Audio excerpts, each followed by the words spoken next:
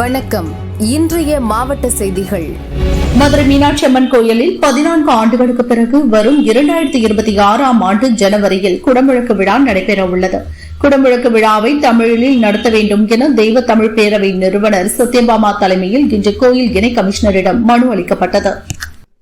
தாத்தா மதுரை மொட்டை கோபுரத்து முனீஸ்வரரின் பேரருளால் அன்னை மீனாட்சி அம்மன் அங்கையர்கண்ணி திருக்கோயில் குடமுழுக்கு பெருவிழாவானது நிகழ உள்ளதாக நாங்கள் பாலாலயம் ஆரம்பிக்கும் போதே தமிழ்ல தான் நடத்தணும்னு சொல்லிட்டு கோரிக்கை வச்சுட்டு போயிருக்கிறோம் தெய்வத்தமிழ் பேரவை சார்பாக.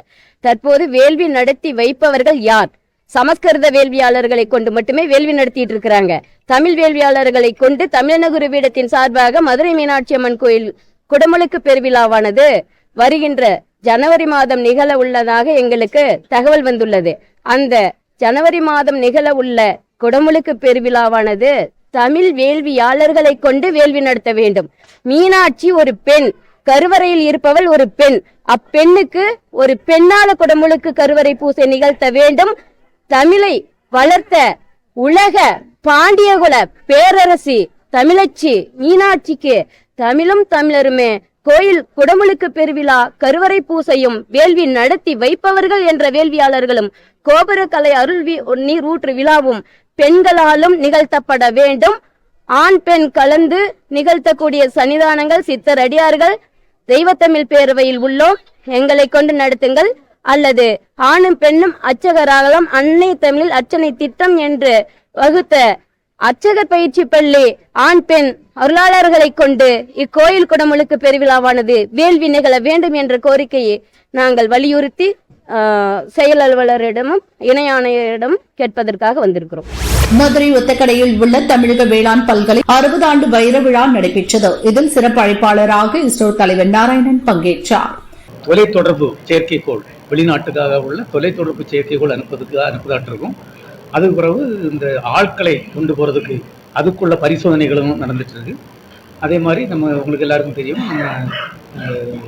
இந்த ஸ்பேஸ் செக்டர் ரீஃபார்ம், இப்போ ஸ்டார்ட் அப் கம்பெனியெல்லாம் இருக்குது பார்த்தீங்களா, அவங்கெல்லாம் ஸ்பேஸில் வேலை செய்கிறதுக்காக பாரத பிரதமர் அந்த திட்டத்தை கொண்டு வந்திருக்காங்க 2023. அதன் மூலம் 5 PSLV ஏபூர்திகளை LNT Larson and Toubro and HAL கன்சோர்சியம் செய்யறதுக்கு நாங்கள் கொடுத்துருக்கோம். அவங்க செய்த முதல் ராக்கெட் வெளியே வருது. அந்த ராக்கெட்டையும் இப்போ அனுப்ப போகிறோம். அது இல்லாமல் இப்போ நம்மளுக்கு கிட்டத்தட்ட 56 செயற்கைக்கோள்கள் பூமியில் இந்த ஸ்பேஸில் சுற்றிட்டு இருக்கு, மக்களுக்கு நன்மை செய்யிட்டு இருக்கு. இந்திய செயற்கைக்கோள்கள் இதை நம்ம பாரத பிரதமருக்கு தலைமையின் கீழ் ஒரு 3 பங்காக இன்னும் 3 வருடத்துக்குள் மாற்றுறதுக்குள்ள வேலைகளும் நடந்துட்டு இருக்கு. அது இல்லாமல் நம்மளுக்கு நிறைய புது அப்ரூவல்லாம் தந்திருக்காங்க இந்திய அரசாங்கம். சந்திரயான் 4, சந்திரயான் 5, இந்த ககன்யான் திட்டங்கள். ஆமாம், இந்திய விண்வெளி நிலையம் பாரத பிரதமர் நரேந்திர மோடி அவர்கள் தலைமையில் இந்தியாவுக்கு இந்தியர்களால் தயாரிக்கப்பட்ட ஒரு விண்வெளி நிலையம் 2035 முன்னுக்கு அமைக்கணும்னு நம்மளுக்கு சொல்லியிருக்காங்க. அது ஒரு 5 கட்டமாட்டு கொண்டு அமைக்கணும். அந்த முதல் கட்டம் 2028 அனுப்புவதுக்குள்ள வேலைகள் தான் நடந்துட்டு. இந்த திட்டம் கொண்டு வந்தது நம்ம பாரத பிரதமர் தான் கொண்டு வந்தது. ஏன்னா நிறையா விண்வெளிக்கு உள்ள இந்த தேவைகள், விண்வெளினால் உள்ள தேவைகள் நிறைய பேருக்கு தேவைப்படுது. 63 கவர்மெண்ட் டிபார்ட்மெண்ட்டு, எல்லா ஸ்டேட் கவர்மெண்ட்டு, யூனியன் டெரிட்டரி எல்லாருக்குமே இந்த பயன் தேவைப்படுது.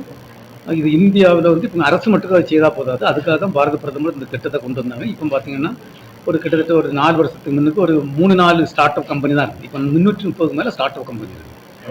330 ஸ்டார்ட் அப் கம்பெனி ராக்கெட்டில், செயற்கைக்கோள் செய்யறதுல, மற்றபடி இந்த இதில் உள்ள டேட்டா, ஸ்பேஸில் வரக்கூடிய டேட்டா இருக்குது பார்த்தீங்களா, அந்த டேட்டாவை யூஸ் பண்ணி மக்களுக்கு பயன்படுகின்ற விதமாட்டு உள்ள இது. ஃபார் எக்ஸாம்பிள், இந்த நம்ம பயிரெல்லாம் ஏதாவது வெள்ள சேதத்துலையோ ஏதாவது சேதங்கள் நடந்தாச்சுன்னா அதுக்குள்ள இன்சூரன்ஸ் எல்லாம் சீக்கிரம் கிடைக்கிறதுக்கு இந்த மாதிரி நிறைய பயன்கள் இருக்குது.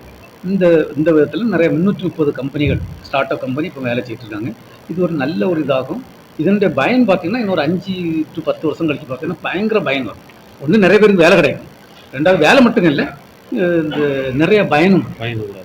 பயனுள்ளதாக அமையும். மேலும் அவர் கூறுகையில், விண்வெளியில் குப்பைகளை குறைப்பதற்கான ஆய்வுகள் நடத்தி வருகிறோம். இந்தியா மட்டுமல்லாது உலக நாடுகள் விண்வெளி குப்பைகள் குறைப்பதற்கான நடவடிக்கைகள் எடுத்து வருகிறது என்றார். அரியலூர் மாவட்டம் ஜெயங்கொண்டம் மருதூரில் தெருநாய்கள் கூட்டம் அதிகரித்துள்ளது. தெருநாய்களுக்கு உரிய சிகிச்சை அளிக்காததால் சில நாய்களுக்கு வெறிப்பிடித்து ரோட்டில் செல்வோரை விரட்டி கடிப்பதாக குற்றச்சாட்டு எழுந்துள்ளது. மருதூர் மாரியம்மன் கோயில் தெருவில் சுற்றித் திரிந்த நாய் ஒன்று பொதுமக்களை கடித்து குதறியது.